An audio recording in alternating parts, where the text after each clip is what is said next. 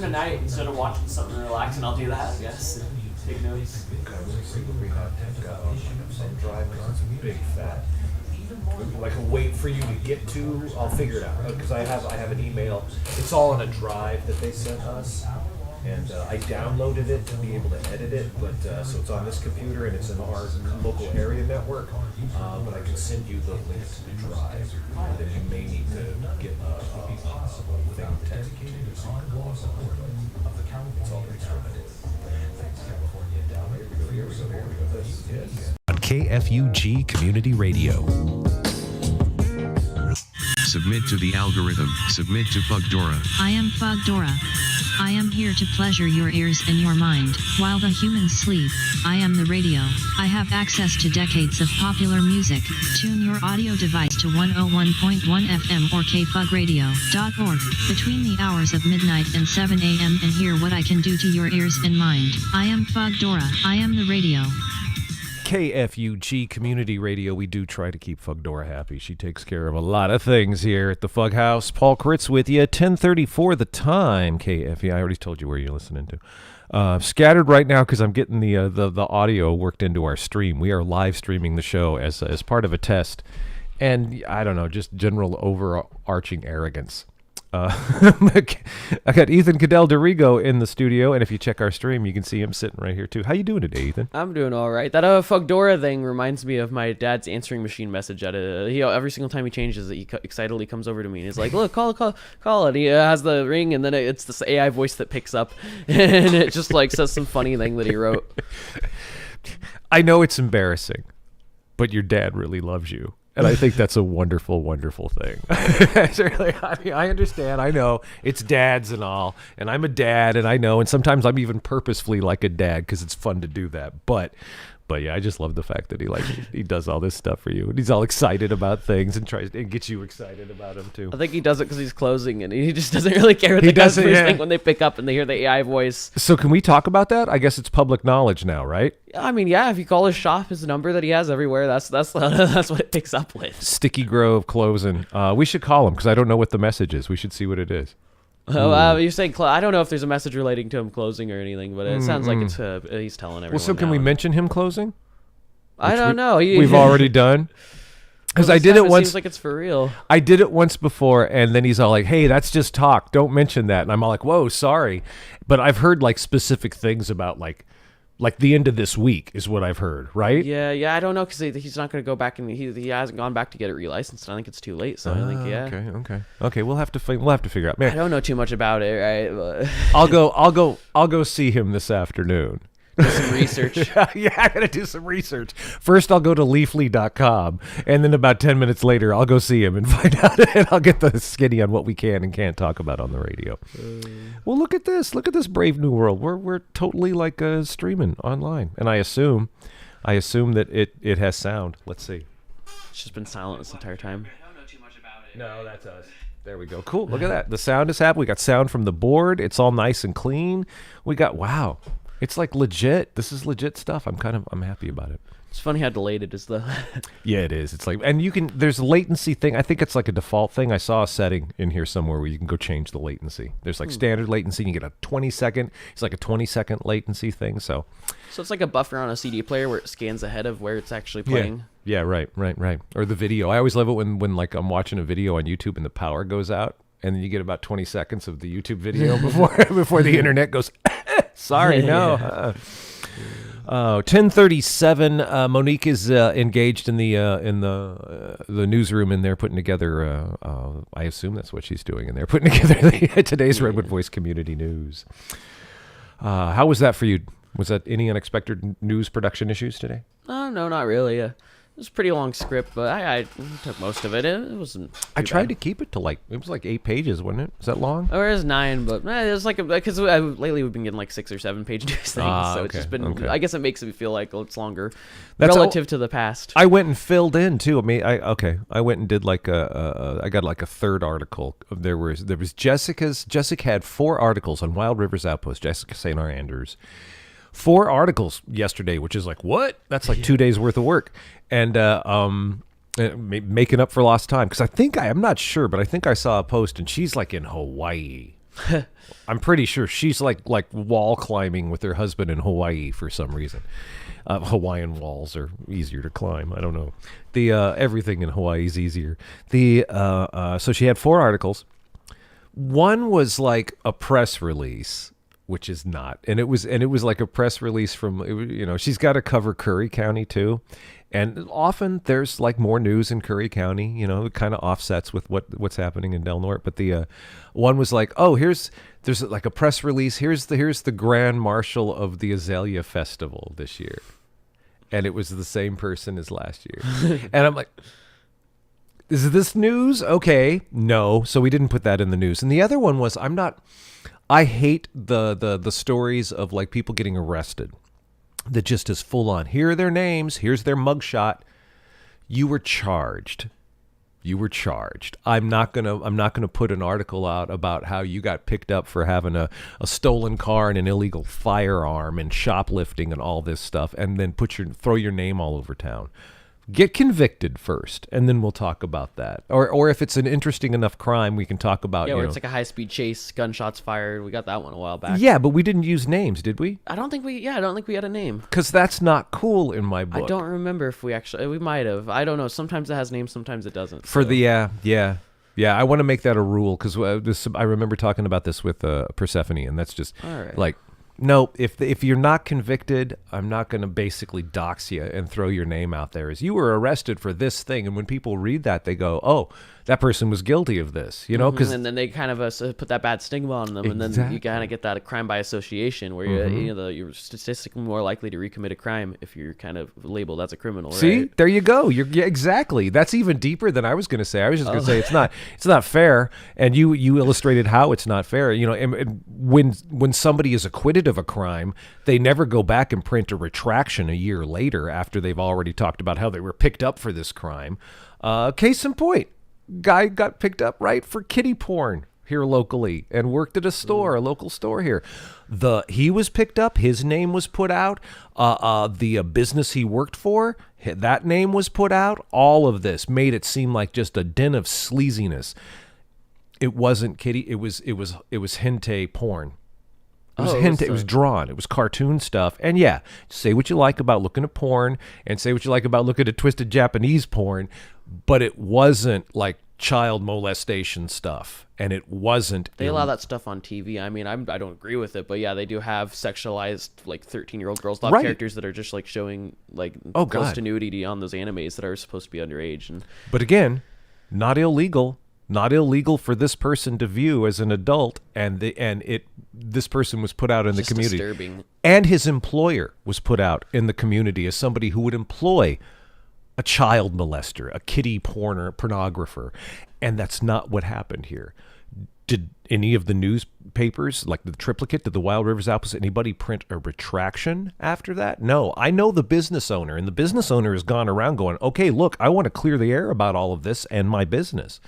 And people should listen to him. It is wrong. This person was convicted and basically, tarred and feathered over something that was not the case. And no retractions, none of that. So I shy away from sharing names of people when they're just arrested for something. Because you know what? Being arrested is only one little discrete piece of the whole jurisprudence picture. And it is not the justice side. So I don't, no, unless it's a really, really spectacular crime. then we'll talk about how you got arrested for parasailing into like a bank or something. I don't know, do something flashy, you'll make the news. Do something flashy. But I still probably won't say your name. But I don't know. Unless there's a picture of you in the parasail. It's a challenge. Do an extreme crime and we'll say your name on the radio. Yeah, I don't know. I don't know if that crime was name worthy. I'm not going to name drop you for just that. But yeah. Anyway. You got to blow up a whale from a jet ski with a rocket launcher. That person they get their own day. It is John Doe's day today. I mean, they almost did that up in Oregon. Didn't they blow up a whale that was on a beach with dynamite somewhere in Oregon? What do you mean almost do it? Well, they didn't use the rocket launcher. Oh, they totally used the dynamite. Yeah, that's one of my favorite clips on the internet. I think that's a foundational internet clip. It's like a 70s newscast or 80s newscast, And was it Florence, Gold Beach, something, but just right up the thing. And yeah, where do you think when you blow something up, where do you think it goes? I imagine it just gets forcefully thrown everywhere, and there's little chunks of whale all over the place. That's the audience because gets dusted and missed. You are smarter than the people who came up with this idea then. Because they just went, we'll blow it up. Yeah, there you go. It'll be gone then. Yeah, it was gone, all right. Gone all over the parking lot. It was breaking windows. I don't know if anybody was injured. All over the just whale blubber. It was so funny. And that's so easy to find on YouTube. That may have been like the first YouTube video, I think, uploaded. It was just, and it should be shared and just renewed every once in a while because it's a wonderful, wonderful piece of media. If we blew up dead whales on like places where the plant life was struggling, it would work as like fertilizer. Evenly disperse the fertilizer. That's interesting. Yeah, sure. Well, it wouldn't evenly disperse it. It would kind of predictably disperse it, but there'd be a dearth of it right there in the middle. True. In the crater. Nothing grows in the crater. Well, I think if anything, more stuff would grow in the crater because it like singes and burns the ground, right? Oh yeah, maybe that undoes the fact that you're all the biotic matter that is going to be your fertilizer and your augmentation has been like thrown out 50 yards from the epicenter. But yeah, the burning maybe takes care of that, evens it out. So we've cauterized this garden. That'd be fun. Hey everybody, go to did I ever share this on? I don't know if I shared this on my... Yeah, I did. I shared it on my Facebook page. It doesn't look like anything though. It just says it's a YouTube link. We can hook it up. We can actually stream right to Facebook as well. And if we had a paid account, we could stream to two places at once. Oh. Yeah, I know. Ooh, but we have on the KFUG Radio YouTube page. We are actually live streaming what's happening right now in the Fug House. I'm just sitting here with Ethan, but you can kind of see around the room. You can see the records, and it's kind of cool. And here comes JD. Hey, everybody. Look on the stream. In about 20 seconds, John Degler walks through the door. Well, like 40th latency. Well, no, I was allowing for 20 seconds. Oh. So 20 seconds now, so yeah. Yes? It was outside on the power box. Oh, son of a... Man. Okay, yeah, somebody borrowed that and then didn't tell me they had returned it. Okay, thank you. And thanks, Dan, I think your name was, up in Douglas Park. Thanks for bringing back the digital recorder. Maybe you told me you did somewhere. And I'll find it later. And thank you in advance for that. And there he is, walking in the door right now on the stream. Who? You. Me? Yeah, we're streaming. Oh, I'm here. Yeah. We got cameras up. We got a 2-camera stream going. Oh God, I'm on camera. In the internet, you are sitting down in the chair right now. Oh yeah. Sorry about it. All right, so these microphones, let me see, because this is the stream. Everything is all part of us getting our game together for streaming the Food Council meeting Thursday night. So two options. Ooh. You got the little pencil condensers, or you could use my large diameters. Wow. Okay, so how directional are these mics? They're hypercardioid. No, not hyper. That's a shotgun. They're supercardioid. So Figure they eight? generally have about a 30 to 40 degree cone on the front of them. Just on the front? Yeah. For both of them? Uh-huh. Okay, well then it doesn't matter what the difference would be, because that's my main concern is picking up a table, being in the middle of a table. Yeah. And picking up large around. diameters would pick up more. They're more because sensitive. it's a bigger. Okay. Yeah, they're more sensitive. Okay. So. Okay, well then let's do those. And I'll have to. What I'll do is it's tables brought together, and it's made they make a big conference table out of it, and just I'll pull some of apart, and I'll run up a couple of mic stands or something. Or are they clamped? They're on shock mounts. No. And what's the mount that it's on? Oh, it's a stereo bar. Because I have to figure out then how to connect it to something. You can take them off of here and put them on separate mounts. Really, I could leave them on there and maybe use one mount. You could too. Okay, and just point them in different directions. How many people? Like a couple dozen around a big table. Around a big ass table. Yeah, all the way around too. And one end is the business end with the whiteboard and the director who's giving presentations. Okay. But they want to be able to hear anybody who chimes in around the table. Okay. I have more of these guys. I'd really, Lots more. really like to, if at all possible, keep it to one Just a couple, interface and okay. use the Focusrite, Yeah. one of the Focusrites. Okay. Yeah. Okay. That's cool. So I guess if I take in some way, in some fashion, and again, I don't have decent mic stands around anymore either, I too. do. So I can bring some. But I was hoping maybe there's a way I could. I don't want them sitting on the table because there's going to be a lot of this. Yeah.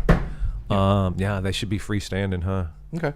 I'll grab mic stands too. Is there a way to hook that bar to the mic stand? Yeah, that's what that's The for. middle is? Yeah. Okay, cool. Thank you. And then grab. I'll find. We've got XLR cables around Yeah, enough. you got plenty of XLR cables. And then And they are condenser mics. yeah. So the Focusrite has Mhm, phantom it has power phantom for all power, that. yeah. Okay. Okay, yeah, that's it, and that's the last piece. We got the video side. We've Yep. got the software's all working. We are in business, and actually right now I'm using Audition out or a program out rather from the board Yeah. into that audio interface, and it's working swimmingly. It's Okay. beautiful. Yeah, Excellent. cool. Well, thank you. And the Focusrites are not audio interfaces in and of themselves. I'm sorry. What's that? The Focusrite is an audio interface Right. in and of itself. So Right. I can just USB Wow. it in, and boom. while Behringer isn't terrible, that it's still not better. I as am- Wet Nice is. I cannot disparage Behringer. I think German engineering and Chinese know-how. Yeah, I get it. I understand. I do. But And I have one Behringer amplifier that is like a keyboard vocal amp. Mm-hmm. It's kind of a crossover amp like that. And that thing must weigh 120 Mm-hmm. pounds, and it's so solid. I hate it and love it. I've got a Behringer iNuke. That's what it is. It's an iNuke 6000. It's a 4-channel, 1500 watt per channel amp. Whoa. And the power supply keeps having troubles with the caps, Aw, so I okay. have to open it up again and resolder things. Oh, man. So That's too bad. I've never had any issue with Behringer. I've always liked Behringer, and they always seem kind of bulletproof. Like you drive nails with Behringer stuff. some of it, yeah. Some of it doesn't tour well. Ah. And that was the main problem that a lot Oh. of people at pros had with it, is that when you move it around a lot, that efficiency in manufacturing starts to show. Oh, okay, right. Because right. you flex it, and the bits and bobs that are flow soldered on start popping off. Oh, right. Okay. Yeah. Okay. So how's the business? Oh, what's all this? Aw. 3 weeks now, I've been working with the Arcata Economic Development Corporation. Kelly, she's a great woman. I'm not trying to disparage her or the place at all, but they're very busy. Yeah. So last week and this weekend, she has been working on the loan proposal, which I'm assuming someone working on something that long, that hard, isn't going to do it if it's not something that's going to happen. Right. But I'm still sitting here in limbo going, what? So I'm asking for $100,000, and I'm hoping that I will know this week whether or not I'm getting funded. That's what Sebastian said. Sebastian said that you thought you'd know this week. So I was supposed to know last week. She was supposed to have it done Monday, Tuesday last week. yeah. But like I said, they're busy. Yeah. You know, people are trying to open businesses. She's got meetings. You know, there's all kinds of things going on. So It's probably a big uptick in their life after COVID anyway. Yes. People getting back out and huge. doing things. Yeah. there's lots of people who had businesses that want to go back into business because that's what they do, and people like me who are pivoting from one industry to another, because I'm probably going to pivot completely away from doing audio and locally. Really? Yeah. Oh shoot! What's I the may- community gonna do? I may, I'll probably continue doing volunteer work for the local nonprofits for another year or two, but I'm going to pass that off on to Ken Olson, Wow. Okay. because all of the events happen on weekends, and I'm open on weekends. Right, right. You know, specifically Friday and Saturday, I'll be open 10 to midnight. So I'm not going to be able to do a whole Which lot would be? And do you have any sort of like if you ran the numbers on whether it's more effective or cost effective for you to keep that and pay somebody to be at the shop and you go out and do these jobs, or is it a matter I'm going to be busy, I don't want to do that, or I want to dedicate myself entirely to the shop? It's a little bit of both. I want to dedicate myself to the shop because I need to. Yeah. And I'm getting tired of schlepping gear. Yeah. I really am. You got a know, lot of gear to schlep I got a too. lot of gear to schlep. There's a lot over there in that barn I need to do something with. Oh man. It's, and you know, Karen said to me the other night, you got to stop lugging that stuff around. You're going to hurt your back and not Yeah. be able to do anything. Right. Right. Because, my My bass cabs are 125 pounds each. Wow. Now, I lever them into my truck, and I don't actually lift them or anything, but they're still 125 pounds each. So yeah, I need to move away from that and actually do something different. Wow. And the third part of that is no one in town wants to pay me what it's worth to do the work. That's yeah. Those who can afford to absolutely refuse to. Really? Yeah.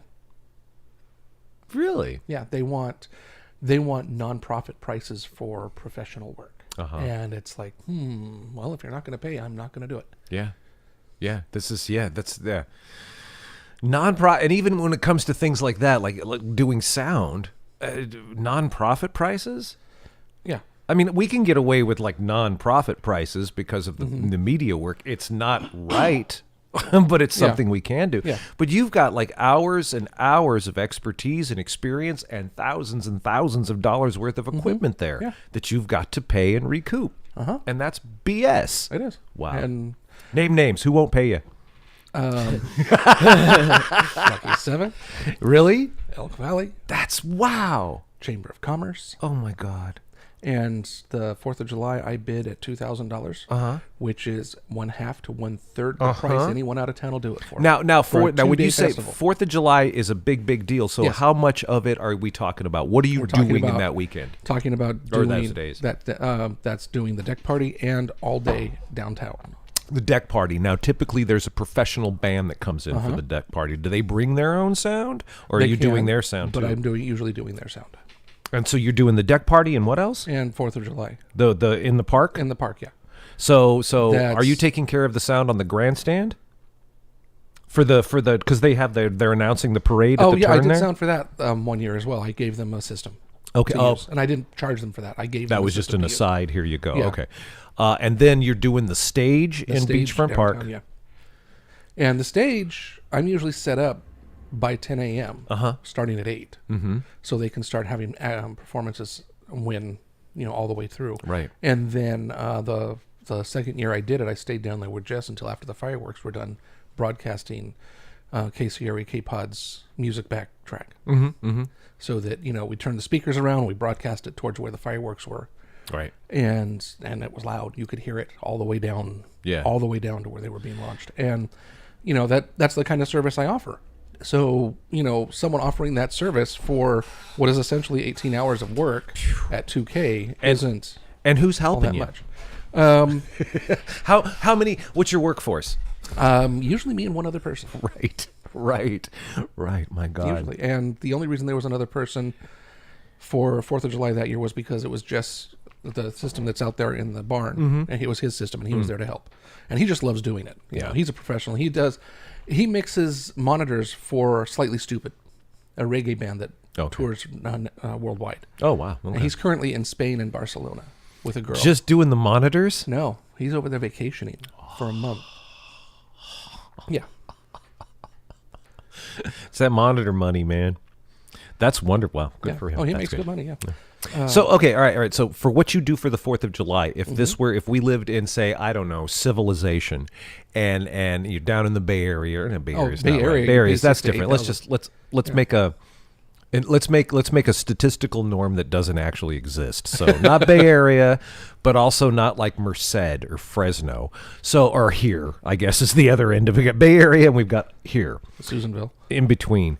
What could somebody expect for a job like that? I mean, 20 grand if you're in a big city for this kind of work, Yeah, right? Lucky 7 would pay an event promoter to bring the artist and their gear in for about $3,500 a show. A show. All right. So $3,500 to $6,000 a show. So you would, if you broke that down and said, 3,500, if you did 3,500, so you're talking at least, basically the 4th of July would be 2 shows for you, right? Yes. So 7 to 10 grand is not unreasonable. For a festival, it's generally considered 1 show, but it's by the hour. Wow. Okay. So, 18 hours at $125 an hour. Wait, hold on. Let me think that through. I can't even. 10 That's- would be 1,000. So yeah, it's about, that's about 2 grand. And that's the low end of the spectrum. That would have, yeah. That's the low end of the spectrum. Huh. And so but they wouldn't even pay you 2 grand? No, they wanted to pay $500 to $700.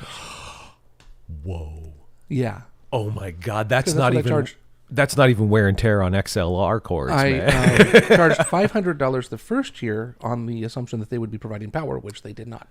So I had to go get a generator so that I could provide my own power. And I raised it to $700 the next year because of that. Because you had to go rent a generator for the No, I thing? went and bought a You generator. went and bought one? Okay. But Yeah. I'm just wear and tear on the generator. Wow. Yeah. Wow. So they hired a guy last year who had just purchased a brand new all Behringer setup and had never really used it before. It's my understanding since then he's sold it to someone else. Oh no. Wow. There's a crap ton of work that goes into this. Yeah. Yeah. And it's not cheap. It's 2 and hours. Shouldn't be. It's at least 2 hours of work before and an hour of work after. And all Any your show. stuff's outside for this whole All thing of it's too, which is outside. also another thing probably people charge for Oh elsewhere. yeah, if I was doing this somewhere else, I'd be charging more for that because it has to be gone over and it has to be maintained. Right. But yeah, so no one wants to pay, so I couldn't make a living out of it. And if I can't make a living out of it, I can't do it. Yeah. My wife's going to be retiring here pretty quick. Good for her. She still has about 5 years out, but Aw.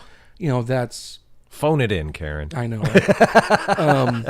But to make sure I have something going that will help keep us funded and contribute to our retirement, I need to start it now. Yeah. Yeah. Exactly. You So I made that decision in February.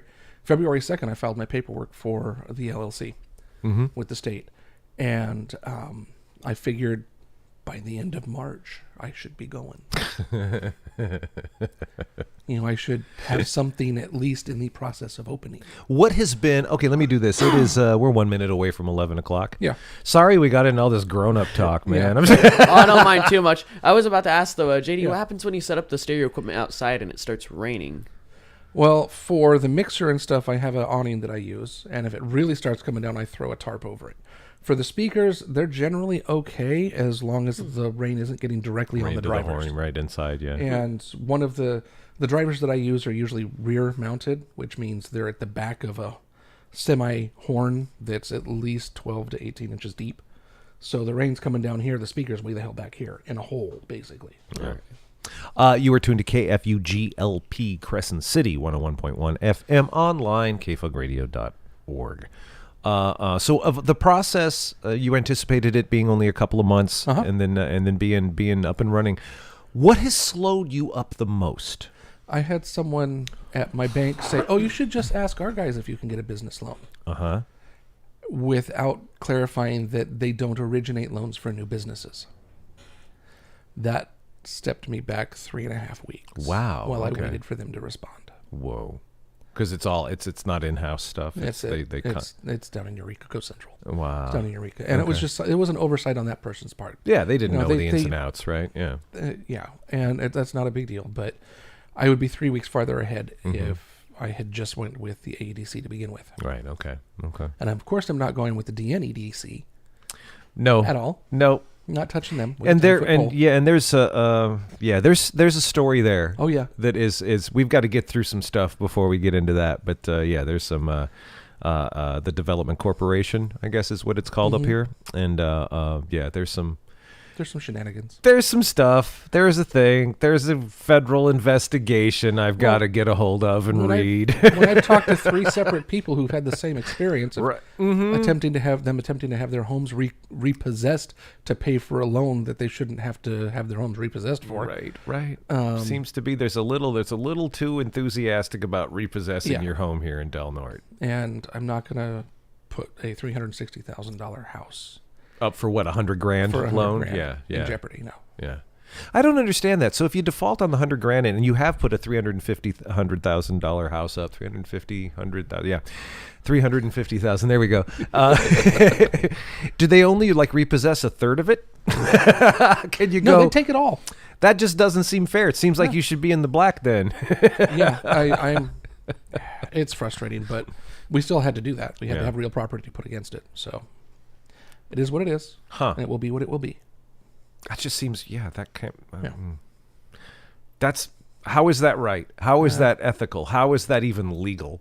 That we're going to over collateralize your loan, and then when you default on that loan, we're going to make a 300% profit? Yeah, and that would be what DNEDC was doing. Yeah. Yeah, flipping, basically. Well, flipping houses, basically, yeah. Speculating. What's nice about it is these loans, they're 10-year loans. From what I've been looking at, they're 10-year loans. The interest rate's fairly high, 10 to 15%. Oh, yeah, wow. Depending on what you're doing, is what I'm anticipating. But the payments on them are only about $700 to $800 a month. $100,000 for 10 years. Yeah, that makes about about sense. Yeah. $700 a month with interest and all that. Sure. And the idea is that you take these high interest loans to get started. Once you have 2 to 3 years of, Oh, do you refi? you refinance with a standard bank, and you get a better interest rate, a shorter term, and you're able to pay it off much faster. And it's just as boring as it sounds. Yes, it is. I can't stand conversations like this. Conversations about banking. Yeah, exactly. Because there's a part of me that's like, and I understand, and this is like last week. Last week I was a little closer to quitting smoking, and so I'm much better now. But talking with my mom and I started in, and it became this insurance conversation, and I like 30 seconds into it, I'm got no, I don't want to. I can't do this. I can't have this conversation. I can't face the fact that we get one spin on this planet, and this is how we opt to spend some of our time. No, I can't do it. But now I'm a little calmer. It's been like 8 or 9 days now, no smoking, and I'm feeling better. And it's like now I can see the bigger picture that we have to go through this horse stuff so that JD can open his business and reach his fullest potential. Yeah. So it's that big picture that's finally returning to me. When I quit smoking 27 years ago now. Good for you. The first week after the nicotine went out of my system, my wife looked at me one day and said, if this is how you're going to be when you're not smoking, you've told start smoking again. It's not worth it. It's not worth it. Just smoke. I'll take the better life now with you, and we can mortgage the last 20 years of your life, which will be cut off. But and what's done it for me, and it's because the nicotine is not out of my system, because it's the gum. The gum has been, oh my God, I was just a godsend. I misunderstood my own ability to my experience of stopping in the past, which I've done one time for several months, but it's like the first few days are kind of fun because you're everything's weird and your oxygen levels are different. And that's kind of like being high. That's fun. I don't mind that. And then it gets trickier after that. And what I have is, after going through that initial physical phase, I'd always hit the wall with the more abstract things, like sitting up late at night, getting those hours back we've talked about. The revenge free time that you get. Sitting up late at night. That's a time where I'd step out back, and I'd only have like one cigarette in those hours. But I'd do that, and I'd sit quiet. I'm thinking. There's nobody else. It had a very specific thing. So. A very specific context. So I thought I was missing that abstract thing, and that was somehow separate from the physical craving. And I'm talking to my neuroscientist daughter, and she's going, no, that's the physical craving still. It's expressing itself in this abstract thought. Get the gum. And she's been absolutely right. I go through if I start feeling like I got to kick something, or something when it's more physical in the past, like last week, like this tightness in my gut happens. I remember that. But it's or even if I just have, it'd be nice to step out back and be by myself and have a cigarette. Even have some of the gum, chew on that for a while, and seriously, like 3 minutes, that's gone. And I'm like, oh my God, I can do it this way. I'll have to face stopping the gum eventually, but there have been days where I've had like, the most I've had are 5 pieces of gum in one day, and it's more like 2 or 3 usually. Yeah.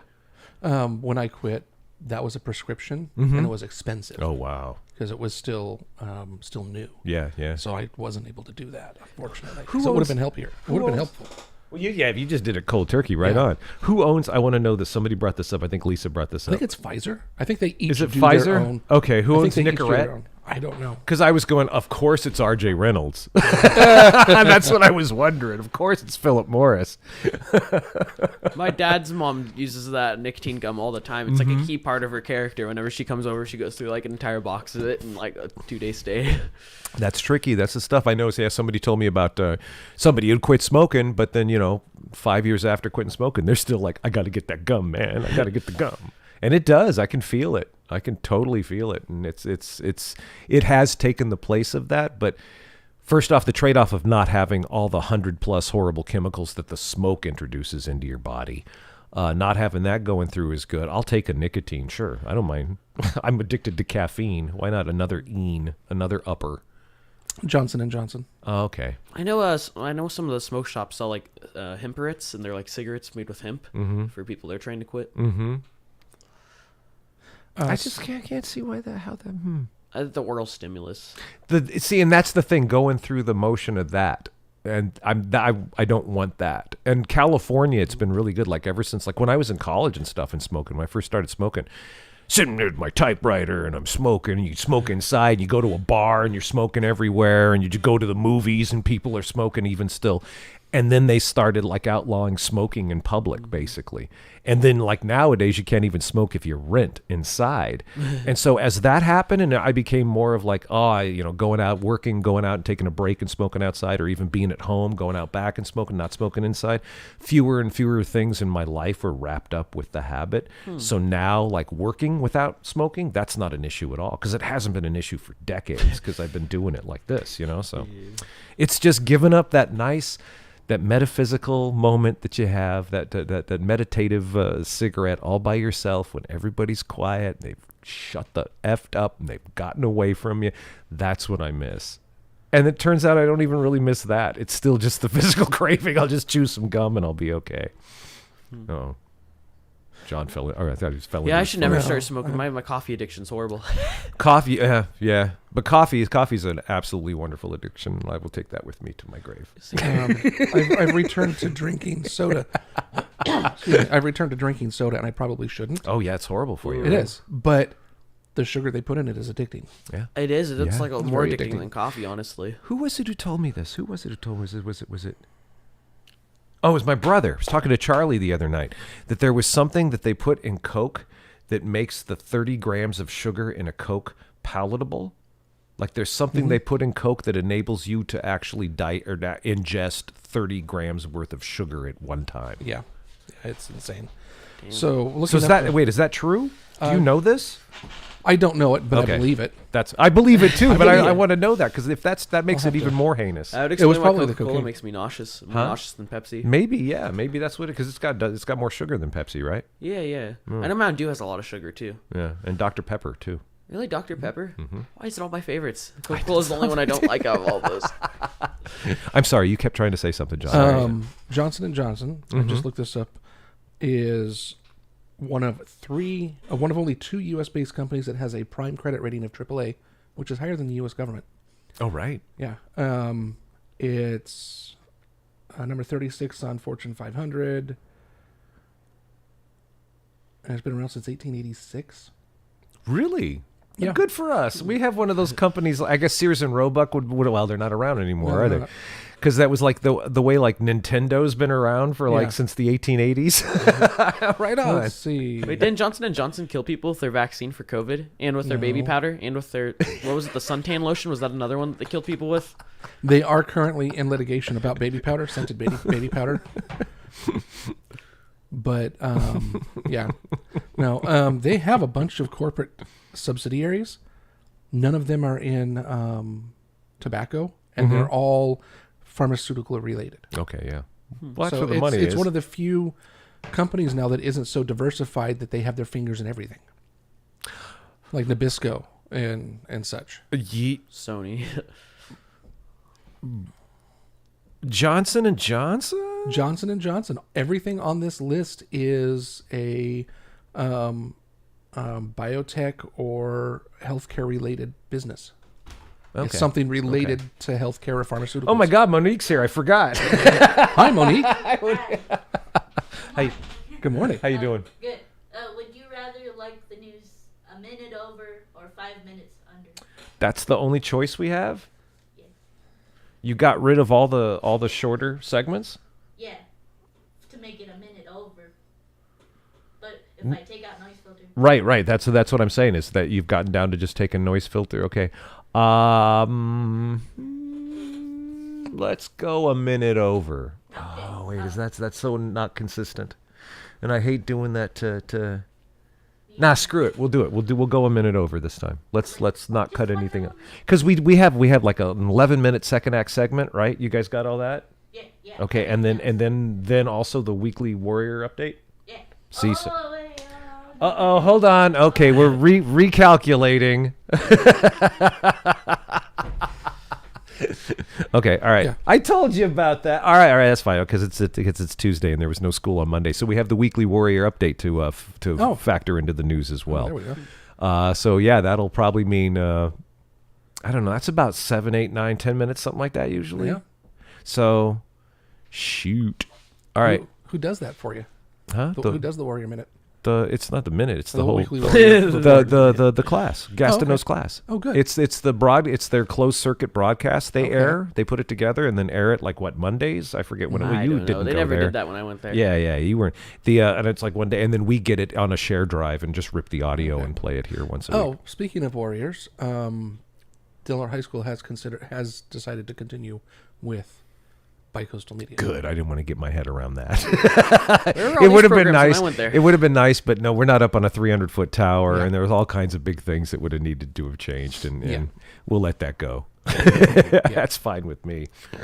I wonder, we have in the past, though, kind of stepped in and done sports that weren't broadcast and weren't covered. Is that still an option? Probably, as if Bicoastal Media is not going to cover the sport, there's no reason why we shouldn't be. Because we did baseball. Did baseball and soccer at one point, didn't we? No, we never did soccer. No? Okay. I'd love to do soccer, though. And we did baseball when we only did a couple of home games, and David O'Brien was the announcer, and he was fantastic at it. Yeah, maybe. What else? What else would be fun? We should do that. We should, like, tennis. Track. Oh, God. No. What's that one where they like just spin the flags, color guard? And they're off. And they're done. The color guard. It's not a sport. I don't know. I don't even know if the high school has that. Cheer. It's just like a cliche from 80s movies. They do. They have. They Oh. do. I forget what it's called. It's is it color guard? It's part of ca- cheer. Yeah, It's a part of cheer now. No, it's not part of cheer. Well, Because they were never photographed with the That's cheer true. team. The cheer, no. no, What do they call that? Oh, I forget what they called it. With the flags and the stuff and the yeah. and there were like 30 of them. I can't remember what they were. Oh well. But yeah, it's cheer adjacent. It's not cheer. There was one of them. I can't remember what. Oh God, what was it? What do they call them? Flagsters. I don't know, because there was because they do this thing every year where they have like little kids get up in the gym with them and they do like a thing, like a dance or whatever. And I forget if it's during football season or basketball season, and they like involve. And one year, little Avi was one of the kids, and saw one of the girls and said and went, a cheerleader, and she was like super apologetic. No, we're not cheer. She was like, we're whatever they were, Spirit Club or something like that. No, it's not cheer. Wah wah, and it felt really bad for it. It's like, no, you be cheer, man. This might be controversial, but I've honestly never understood like the cheer. Like, I go, oh yeah, you're trying to increase morale, but they always have the girls wearing these tiny, tiny, tiny skirts, like super tiny, even in middle school. And what is this doing? This is teaching people to sexualize little girls. Yes. And it's horrible. And I mean, at least give them clothing that's modest. And It's teaching a whole bunch of things. It's not just sexualizing little. It's also teaching women their role. In relation to both sports and the male gaze. Yeah. And it's just messed up. Support your male partner or whatever. Yeah, it is really. It's very really, messed up. here, jump up and down. The stigma of the Woo! wife writing Yeah. a letter to their husband in war. That's really like what that comes from in a way, right? What? How? Well, you're providing support to your husband who's engaging in something competitive. Oh in a way no! of war I is don't. something I don't think competitive. I don't think modern cheerleading comes from a war correspondence. But yeah, there's certainly related. I think they come from the same sort of thing. I mean, Yeah. at least my point is at least have the cheerleader uniforms adhere to the school dress code, though, which they don't. Good point, huh? They right? say no If you skirts just below above the knees, and they're above the knees. Oh man, that's right. That's right. If you just showed up in a cheerleader outfit, you'd be told to go home. Yep. Wow. It's along the same lines of what they do with women's tennis and figure skating, and Oh yeah. it's the same kind of uniforms, and it's specifically so men can look at women. Well, yeah, or what they'd it's be for. wearing tights like the guys. Uh-huh. Yeah, exactly. And when what's her name, the one tennis player? Oh, I can't think of her name. She wore a bodysuit with which was compression. So Oh, that wow. her breasts wouldn't flop about. yeah, So much. I've heard that's very painful. Yeah. So that's the and they castigated her for it. They actually tried to disqualify her from the entire event. she wasn't and this showing this was Masters. She level wasn't stuff. showing enough skin. Or something. I don't know. Wow. And it was something she was wearing that she said was medically necessary because she was a large busted woman. And I can't think of what her name was. Wow. Okay. All right. That's But, interesting. Yeah, and It just sucks. Yeah. it just sucks. It sucks. It sucks. It sucks being the woman. Cause like, isn't the whole point to play the game? Yeah. How are you even supposed to focus on the tennis game then? Well, who? Well, the Exactly. audience, more the audience. Well, the skirt's not for them. It's not for the tennis player. well, yeah, that's the point I'm making. right. Yeah. They're supposed to. Yeah. The audience is going there to spectate. I want to watch this game, but look at those gams. This is something funny is the skirts were added at some point were specified by men for quote unquote modesty purposes, so they wouldn't be able to see their butt and their crotch all the time. Even though that's what they were after. Oh man. Okay, well let's get into transport stuff now. All right. I don't know. What? Nothing. It just No. people's expectations. Yeah. Well, yeah. And what they're doing. Well, something that really pisses me off is, and I have friends who argue this, is women's soccer, national level women's soccer. yeah. They are like 10,000 times better than our men's team. Why? Yet they How do get you- paid. They consistently win nationals contests and world contests. They do have a better, they have a better much record. better Yeah, team. you're right. They have a much better team. They play better. They're more sports oriented, and they make something around 30 times less than the men. Oh, right. Yeah. Well, that's because it's not the value isn't the skill. For commerce, for capitalism, yeah. It's The value isn't the skill for capitalism; it's how they can market it and make yeah, money from it. It's the audience. Yeah. And- how big is the money? How much money can we make from you? And then how much? Oh, yeah, so there's a exactly. smaller audience for women's sports in general because Exactly. sports Exactly. is more associated with masculinity. And it's just silly because they're better teams, they're better players. They have a better record. Yeah. They've- Yeah. Exactly. and Yeah, probably they're because not- they've been told, you're not going to be able to, so they want to work harder and prove people wrong, right? I'd be willing to bet that women's team could beat the hell out of the men's team. Now, here's where things break down. And here's where things break down for me, too. Because I like to think that there's no difference in some regards. Like, I've read things about really the only real physical difference between male and female, adult male and female, is that men are better, have better evolved to throw a punch. That's actually that's actually the motion in which men excel. Throwing, strength, I mean, bigger muscles, stronger, but the real difference is that we can throw a punch and we can take a punch. There's actually, I read a thing about how that has steered a lot of male evolution.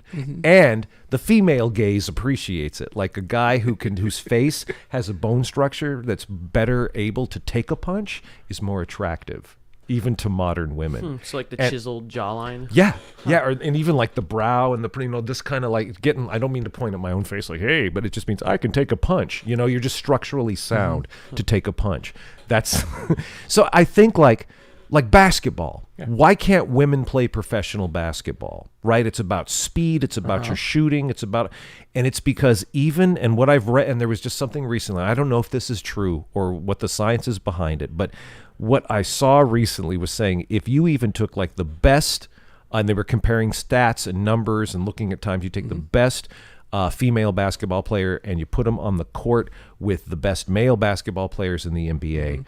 And meaning by best, it means like all 410 guys who play in the NBA. Yeah. They represent the best basketball players, at least in the United States. That there still is no comparison in the speed and the strength that you would need. There's no way that she could drive. There's no way she could even get an outside shot off quickly enough on a male 6'9" closing out on her. So Well, they're just... Yes.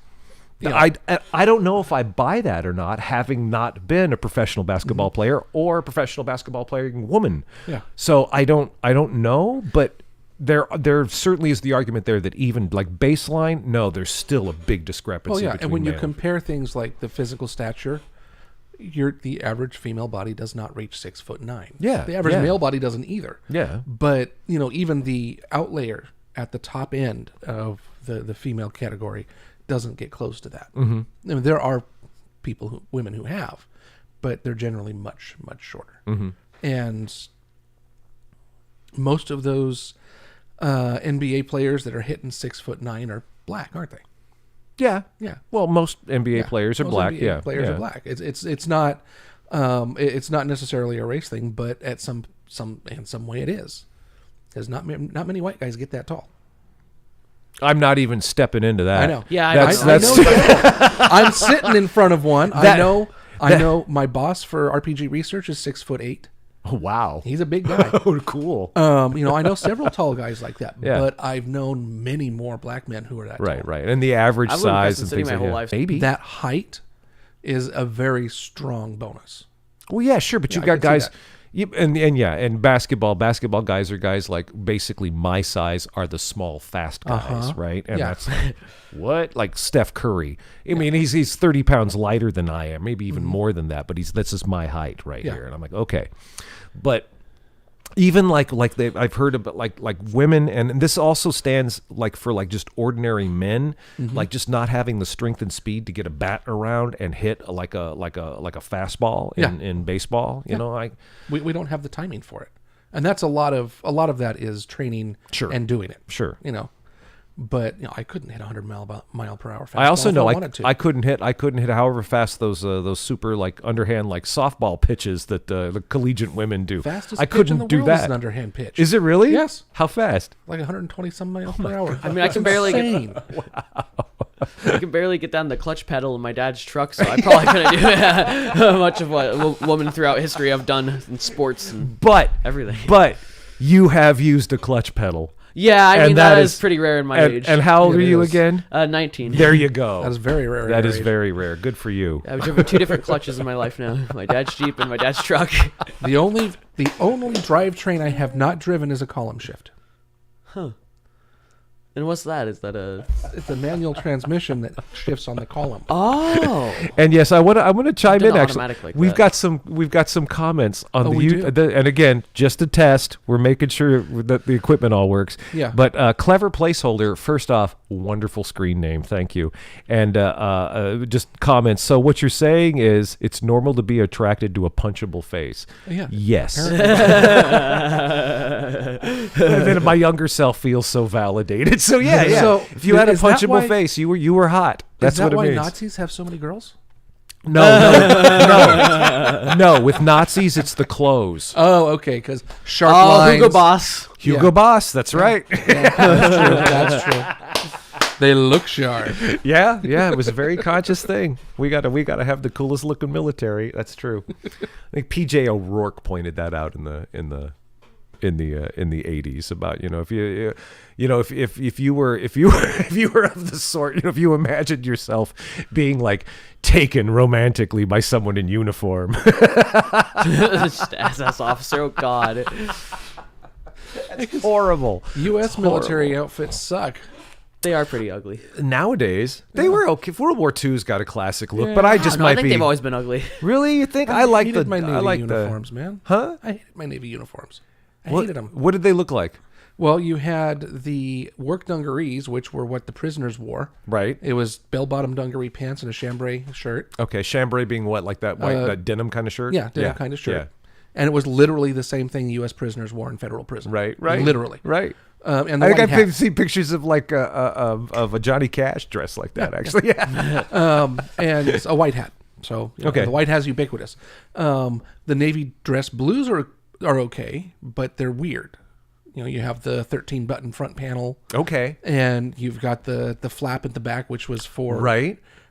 Keeping grease off someone's uniform when they had long hair. Is that what that was? Seriously? Yeah, it's stayed behind though. I'll be damned. I had no idea. And then of course the bell bottoms again. Yeah, the still, bell so, bottoms yeah. again. And it's Which are a flotation thing, right? they can be used for flotation devices. Yes, That's when what you I've get, heard. When you get the wool wet, Yeah. you can take that thing off and bunch the tie knots in the legs, Right. and then take the waist, Like and ride it like a sling horse? it over your head, Uh-huh. collect water, and then you bunch the waist together, and you have a life preserver. That's beautiful. That's that's really That's cool. one of the things we were trained on. You can do that with the What about when the do you- dungarees too? When do you get the whites? Oh God, I hated the whites.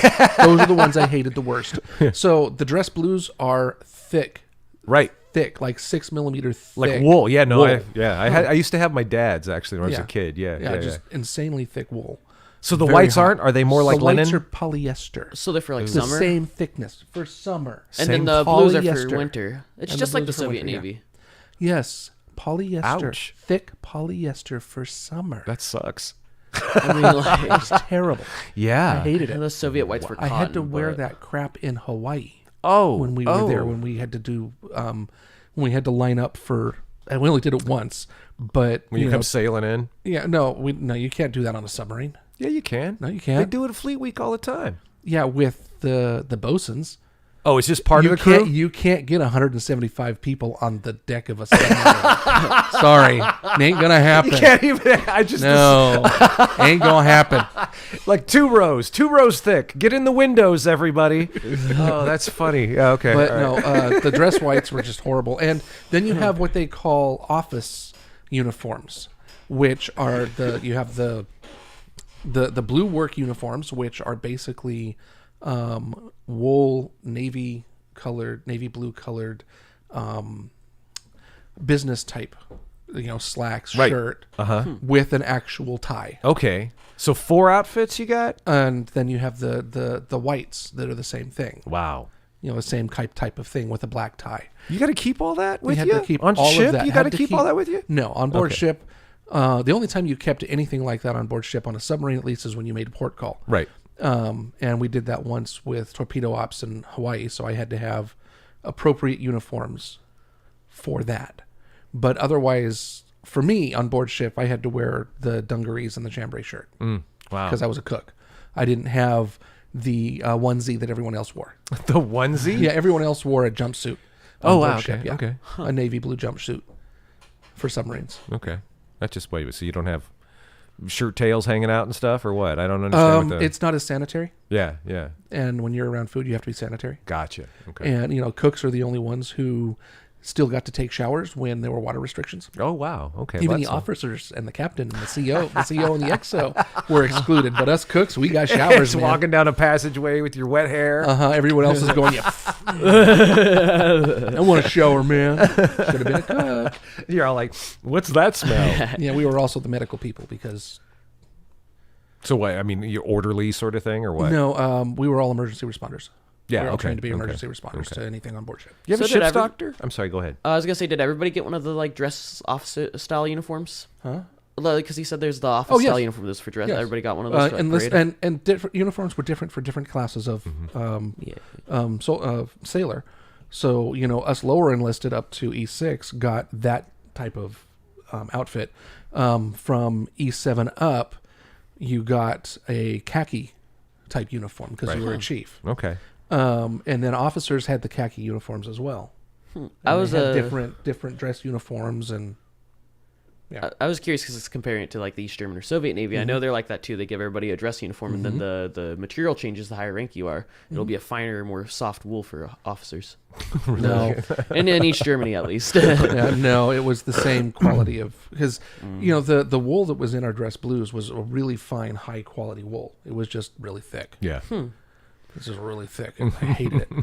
Yeah, with the DDR, they had their dress uniforms. The officers and professional soldiers got garbedine, which is like a fine, soft wool, and a really rough wool for enlisted and Yeah, no, conscripted. we had really good uniforms. They were actually very well made. It just, especially the dress whites, I hated because they were impossible to keep clean. Yeah. How in the world? And on a submarine too? You've got to have grease on every possible No. surface. It would seem Just like in the just machinery going rooms. through a door. No, just the machinery rooms. Really? Yeah. Okay. So we actually kept it very. I guess very you're clean. kind of supposed to. In the Yeah. yeah. In the Navy. Anyway, no, yeah, we kept it very, very clean, and there was lots and lots of time to do cleaning. I bet. Right. Yeah. When you're out for 3 months straight, and all you're doing is figure eights to nowhere, you have lots of time to do missile drills and clean. Oh wow. So what were drills like on a submarine? Well, twice a day they did missile drills. You had one and during any time from 8 a.m. to 8 p.m. and another any time from 8 p.m. to 8 a.m. Usually we would have, the alarm would go off. You'd have to go to your specified duty station. Mine was on the mess deck with a medical kit. then we usually did some kind of casualty during it. So something would happen, something would catch fire, someone would get hurt, we'd be attacked and we'd have to deal with simulated flooding, that kind of thing. And then we would get the notification that it was a drill, and we'd all go back to whatever we were doing. Usually lasted about an hour. So they just give like the announcement that there's an attack or that there's a flood, and then you just pretend, or Oh, you wouldn't know it was a drill until it No, was you don't done? know it's a drill until you're done. Whoa. so like they might actually. That's blow the like that's submarine. like That's messed up too. that is messed up. That's That's seriously messed up. traumatizing. What the hell? don't All know your it's a drill family's till you're dead. done. Nuclear war. Uh-huh. Let's play. Damn. But and missile department goes through a lot, because at the time, and this technology is no longer used, but at the time they used a laser that went down to target each individual missile down the missile compartment, and they would have to get the data from a navsat, program the missiles, and they'd have to do this every single time. So we get on the towed array, we would get a signal saying a launch signal. We go up to periscope depth, stick the navsat mast up, and the communications mast up, get the data that we need. Radio room would convey that to the officer of the deck. Officer of the deck would call it off, and then missile department would go to work. They would, I gotta remember this correctly. They would spin up missiles. Usually, the drill would specify how many missiles they need to spin up. So usually 4 to 6. What's spin up? Getting them ready to launch? That literally Yeah. getting them spinning up their gyros, starting up their computers, making sure everything's working in them, because they do complete diagnostic testing on them you'd before have they to. launch. Yeah. Pressurizing all the launch systems, bringing everything up to launch readiness. And the only thing that we didn't do was open the launch bay doors. Wow. And these are like nuclear missiles, nuclear submarine. Yes. Okay. Trident class submarine can carry up to 24 nuclear capable missiles with 7 MERS on each. All right. Yeah. I wasn't sure if you're talking torpedoes or like missiles. that Wait, go how on the many? deck, but- How many? 7 MERS each. 7 MERS. How many total missiles? 24. So 24 times 7, as far as that's your number of nuclear explosions you could develop? Possible, yes. Wow. They're capable of carrying that. Yes, Yeah. it's insane. And but missile department would spin them up. They'd send their targeting data, confirm all of that, and this whole process they're talking back and forth to command and control. And then when it comes time, they don't open the locked cabinet with Oh, the okay. trigger. Right. They use simulated triggers Wow. and simulated keys. Oh, whoa. Yeah. But you've got the CO and the missile, the WEPS officer with a key, and they go in and they simulate turning the They got keys. firearms too. They do the whole thing, like in don't need the it, whole no. the whole standing there like with each other. Okay. But they are far enough apart in the missile room that in the missile You can't- one guy can't you do it? Wow. Do it even with a stick or something. You Yeah, can't do it. yeah. It's a really deliberate turn. Yeah. You can't just push it. Wow. And they pull out, and it's literally a trigger. It's this handheld thing with the thing where the cord comes off. yeah, it's like it, the you go butt of a click. gun, kind of, right? Yeah. And you go click and you pull the trigger, and they have one of those for practice because they don't pull the trigger out during the drill. Right. And they pull the trigger so that they launch the missile. Does it make a noise or something? I think it goes click. Yeah, it does. I actually held it in my hand. It goes click. I'd love that if it did that. That'd be amazing. Now That'd I know be how to end the world absolutely with nuclear amazing. hellfire. And so it sounds funny. like The Price is Right. That would be Turns out this is all classified. No, this is I'm classified. just messing with you. No. Then once they're done, once we've launched the missile, quote unquote, you can't see air quotes on the air. You can on the stream. You can on the stream, quote unquote. Anyway, once that's all done, There they are. you get a communication from it was subgroup 9, subgroup 9, saying this was a drill. Wow. And now that we get that communication, Well, because the people with the guns have to know it's a drill. because we go up to periscope depth, Uh-huh. and then we go back down for the prep, and we come up to launch depth, do Okay. one more periscope depth. They get that, we go back to launch depth and finish the drill. Oh, wow. So even they're in the dark until that They're in the second dark time until up? that second time we go up. Jesus. Yeah, So what happens if you go up and you don't... you it's- launch missiles. Oh, my God. Wow. I mean, I know there has to be a whole bunch of like fail-safe. Oh yeah, things there's a built lot of in, fail-safes in that. But if you don't get a second communication, But I'm just saying, if you get like a bad connection when you go back up, well, that's the lovely thing about the communication network the U.S. Navy has for their ships. Is there are bad no bad connections. connections. Yeah. And there's multiple redundancies. Right. What happens if the operator just like drops the handset or like is fumbling around for 5 minutes? Multiple redundancies. Multiple redundancies. I've never seen the inside of the radio room. Wow. Submarine, Really? ever. Wow. That's okay. They never saw the kitchen. Yeah, they did. Radioman came down and had dinner all the time. Oh, Or yeah, ate yeah. all the time.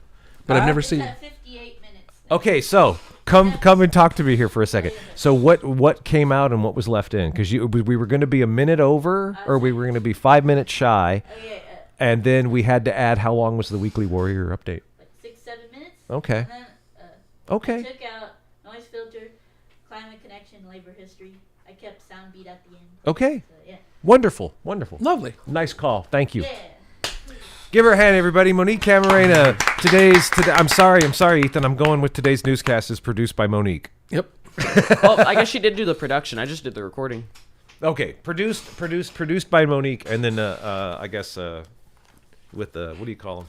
You are production assistant. Yeah. That's what you are. I absolutely love that we've got Youth and Redwood Voice doing this. Yeah. And it's I know, the I only couldn't. hour-long newscast in Delaware County. I love it.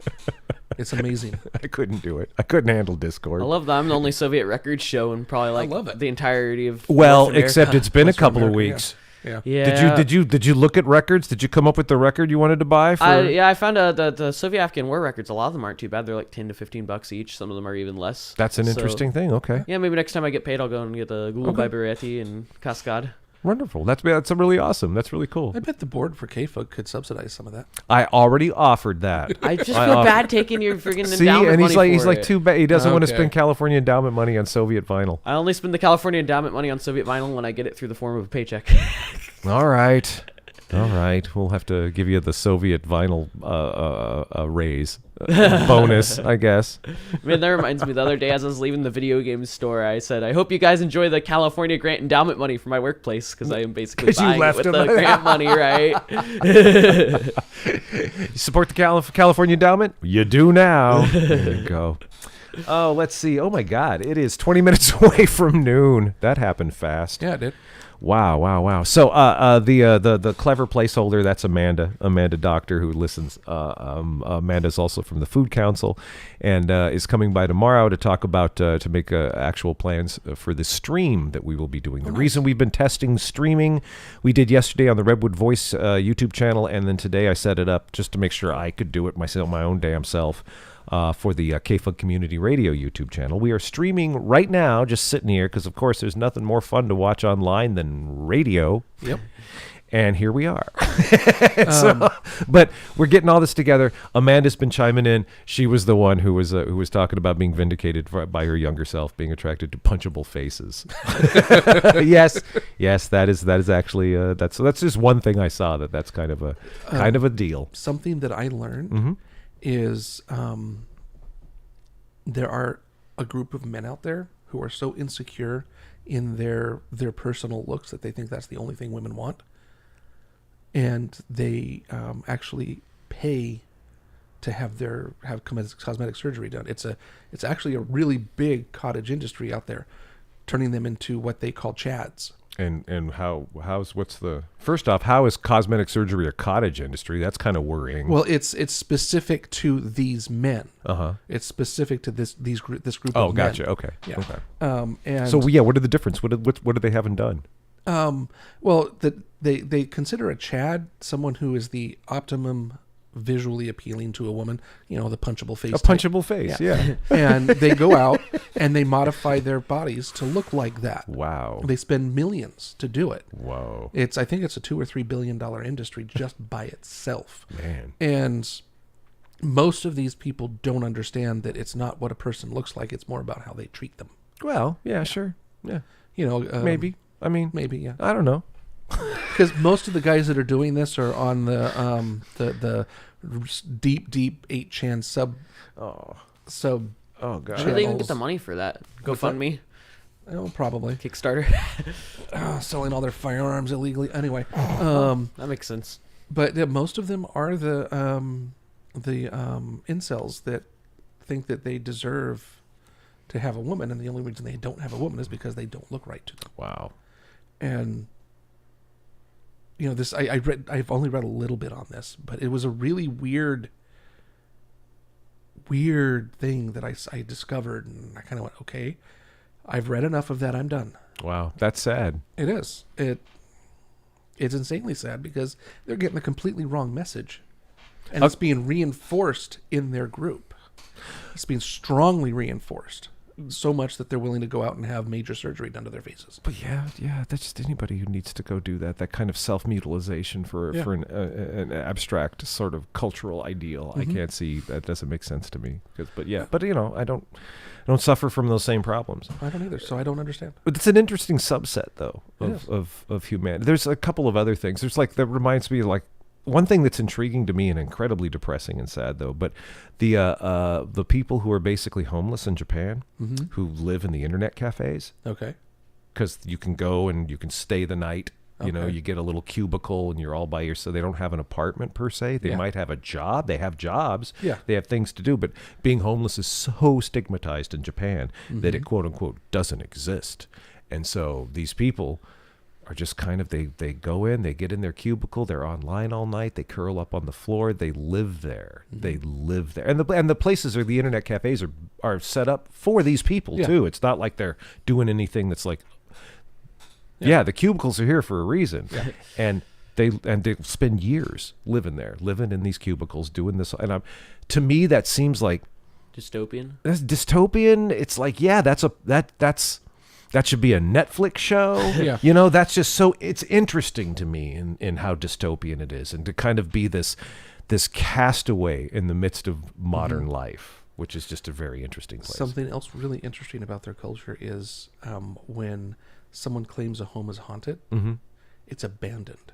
Is that why? Yes. Is that why all those abandoned homes in Japan are on the ghost videos because I'm going. That's something I learned. There's like almost 200 million people in Japan, man, and it's a pretty crowded place. Yeah. Why is this place abandoned? Oh, because once it was haunted. Someone said it was haunted. Oh, so okay. Here's what I got. I lived in a haunted house in Japan when I was a kid. And it wasn't abandoned, but it was a part of U.S. military housing. Okay. I wonder if they just said, "Oh yeah, you can have this house." Yeah. But that's something that I read a while back, is that if it's believed a home is haunted, no one will live in it. Wow. Wow. I heard that Japan also just doesn't build their buildings as well as we do in the U.S., and they tend to rot and fall apart more. So they have a lot it has more to abandoned do with buildings. where they're at than that, because they have temples that are a couple thousand years old. Well, yeah, but their primary building materials and for much of their history have been wood and paper. Yeah. So it's kind of difficult to keep something up. I think we if you don't burned do most of that constant down in World War Yeah. II, actually. I know, That's what right? we maintenance. A lot did. of that did, yeah. Yeah, but We tried burning it down with bats too. with what? With bats. With bats? You ever hear about that? We planned to drop a canister full of bats with incendiary bombs attached to them, and they'd go nest in the attics of Tokyo, and then the bombs would go off. And I remember that, yeah. That seems like so much trouble when you could just drop the incendiary bombs, because it'll start its own firestorm, because it's paper and wood. I think it's more of kind of a terror weapon. Yeah, well, anything with bats would be a I know, right? That's true. We're dropping candy bars strapped to these bats. Ugh, that would be, no thanks. I like bats. I don't mind bats. Bats are adorable. I think They they're are. cute. We used to get bats Fruit when bats are awesome. Oh, the big ones? The big giant fruit bats are awesome. We used to get bats up in the A-frame I lived in up the hill on top of Low Divide. We had bats that lived between the insulation paneling and the outer roof, and they'd come in at the peak on the outside. I'd see them at night coming out, and I got them one night because every once in a while they come between the panels and they get into the house. Yeah. And my kids were just freaked out by the bats, but it's just flying around. I'd try to catch them every once in a while. I figured, just open a door, open the window. They'll figure it out. She's echolocating around. She'll get out. And so I've seen them up close a couple of times, and they're adorable. They are. I love bats. And yeah, the big ones you can pet.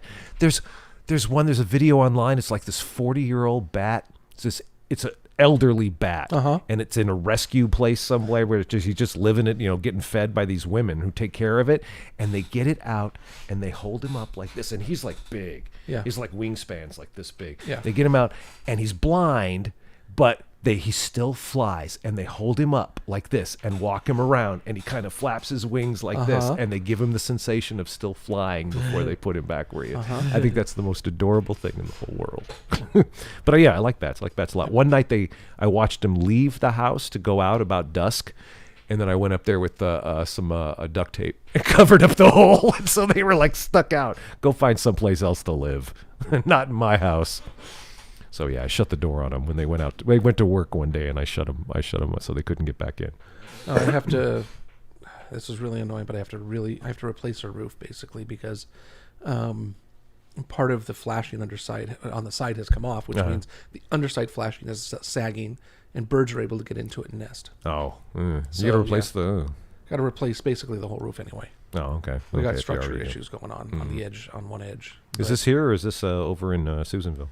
No, this is here. Oh wow. No, we don't have anything in Susanville. That's a tall ass roof too, man. Are you doing that? I'm not doing it. Okay, good. I can't do that. I have ladder problems. You know this. Yeah, I don't like getting up on my roof. I don't Your want to get house up is on that higher roof. than that. I'm not getting up on my roof. There's a whole piece in the back corner. It's like kind of dry rot, and I got to fix it, but I'm putting it off. Yeah. And That's one of my issues is I've got one corner that's rotted. right, yeah, I've got one that's doing that too. Yeah. And we fixed like the dry rot that's resulted down all the way down on the bottom, but I still need to just cap it at the top. Well, luckily this is just the corner of the roof. It's not going into the house. Oh wow. So but it has to be fixed. Yes. I'm not All doing this. it. Look at this, man. We're talking about fixing homes and insurance and loans We're today grown and ups. stuff. I know. We did take a little aside into a nuclear submarine, which is still pretty grown up. It was really good service too. Let's talk about taxes now. Oh yay! Hey, I'm going to go help someone with their taxes this afternoon at 2. Oh, are you? Yeah. Then I got to do my taxes.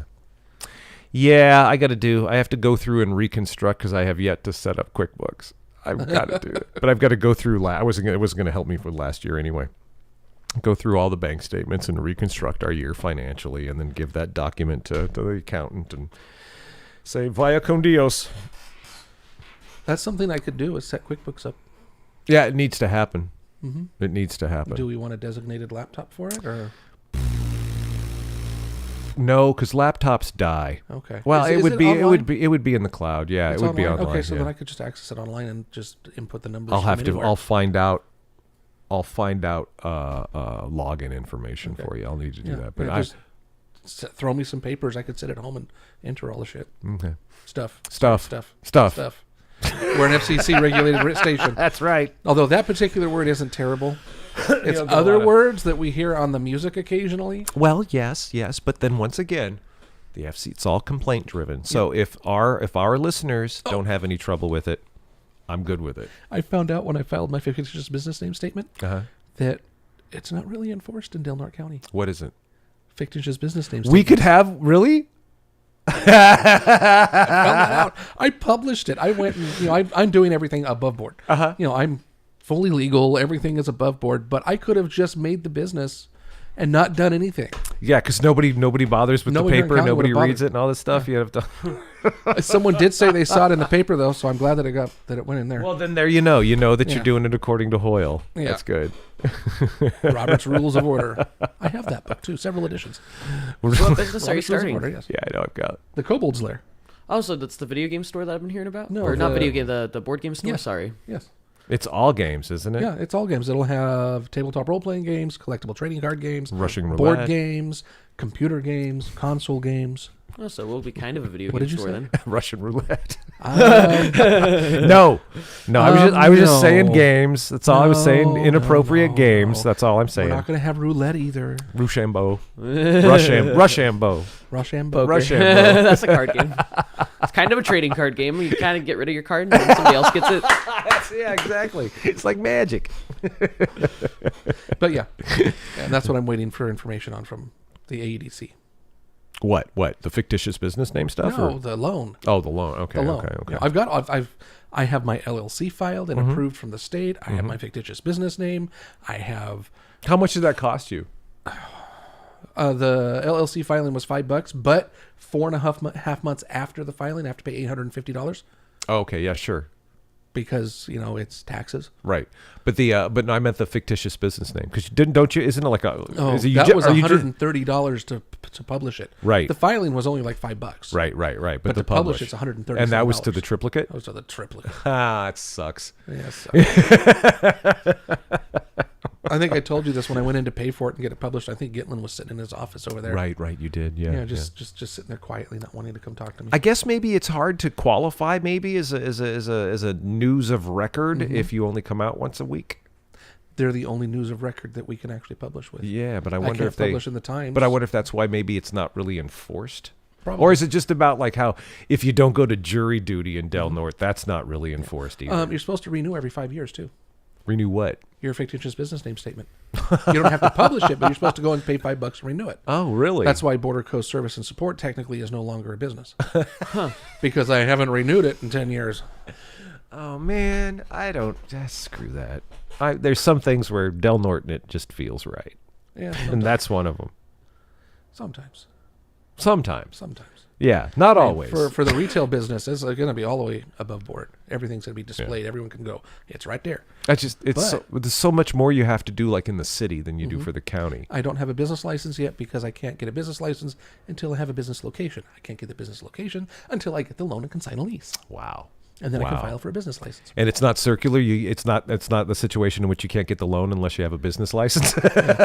No, it's not like that. Okay, all right. No, they've gone off. That would make sense. And what's really funny is I can't get the business license until I have the fire inspector come in and look at the building and tell me how many people can occupy it.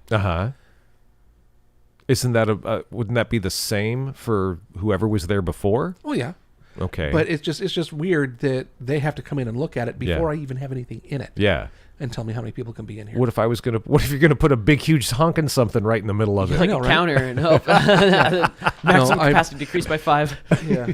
That is something that I have been doing though, is obsessing over store layout. Oh sure. I have yeah. I'm up to 12 different iterations of layout and SketchUp. And that's a good thing because I think that's something that most people wouldn't even think about, and that is probably the one thing that will influence your whole workday there the most eventually. Oh, Yeah. Oh yeah. And I have been literally obsessing over where things are going to be. Yeah. How it's going to look inside. I've even gone so far as to, the tables that I'm planning on getting, I drew up in SketchUp so I could have them, so I could see what they were going to look like in the store. Wait, so you like 3D modeled it? Yes. Oh, wow. I went and did an as-built, measured the building. Scott over at Northridge met with me for half an hour. I measured the interior, measured the exterior because you can do that anywhere, anytime you want to. And I drew it up in SketchUp. I designed my own fixtures, my own cash wrap. I put all that together. And then I ditched it for wall-mounted shelving. Well, good because you got into the process. You realize it, but you gotta make some space. Okay, so 1 4-foot width wall-mounted shelf. 4 foot. Okay, 4 how foot deep? width. How deep? 9 inches deep. 10 inches for the sides that I'm going to put on it. Is 1 sheet of plywood. Oak plywood right now is going for $86 a sheet. 4x8. 4x8 sheet for $86. What? Wow. Well, it's oak. That's gonna be something. It's a hardwood. Yeah. Yeah. But 10 years ago I was buying it for $35. Right. I was gonna think like $30. That's about And what that I'd was expect. expensive. Jesus. I need What do we forget how to grow trees? 27 4-foot wide I was going to say you'd be better off Shelves? looking around at Shelves? thrift stores, shelving but, like, systems. 27. 9 inches deep. So you basically are getting 4 shelves a sheet. Right. No, I need 27 4-foot units. Yeah. That's what I'm saying. So getting you're 4 getting shelves a 4 of sheet. those a sheet, right? So you're gonna and 27. So that's gonna be what 8-9 sheets. No, 8 sheets. 7 sheets. 1 4-foot unit eats up 1 sheet of plywood How? with the sides. The 10-inch sides. And I also have a kick up on the back to stop things from going off the back of the shelf. Okay. And I have a 1-inch depth front so the shelf doesn't You know, they make this thing. It's called plastic. And it sucks. But yeah, I know. It sucks. Yeah, no. I'd rather have something like that too. So but you're talking 1 about full sheet, so 27 sheets. 27 sheets. Jesus, so that's like $3,000 worth of wood right there. And then I have to do all the labor. Luckily, I know how. That's okay. So that's not. I can't sit back and shake my head and wag my finger at the price of wood if you are electing to do all of that yourself, because that right there is the exception and not the rule. I know. If I want to get a 4-foot wide, 6-foot tall shelving unit, I'm paying upwards of $300 to $1,000 a unit.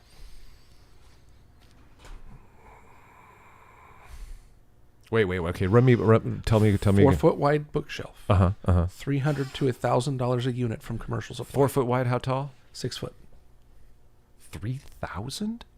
No, 300 to 1,000 a unit. Oh God. Oh, okay. 300 to 1,000 300 unit. to 1,000. Okay, 300 to 1,000. That's And My first cost estimate. Made of what? Made of wood. It's made Like of a hardwood. pressboard, or is it? Or it's a hardwood hardwood. though. It's a hardwood see, plywood. you're being all classy about this crap. And yeah, you almost would want the hardwood though. That's a good investment. You get particle board, it's just gonna break apart, and you'll have to replace it in a year. That's how it always goes. You know, for I me. could go with a pine, and it would hold the books just fine. But